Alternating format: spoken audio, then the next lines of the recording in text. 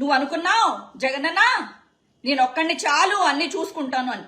నువ్వు కార్యకర్తలను చూసుకోవాలా, ఎమ్మెల్యే ఎంపీల్ని చూసుకోవాలా, ఎక్కడ డ్యామేజ్ అవుతుందో ఆ డ్యామేజ్ని పట్టించుకోవాలా, ఎవరు డ్యామేజ్ చేస్తున్నారో వాళ్ళని పక్కన పెట్టుకుని తిరిగావు.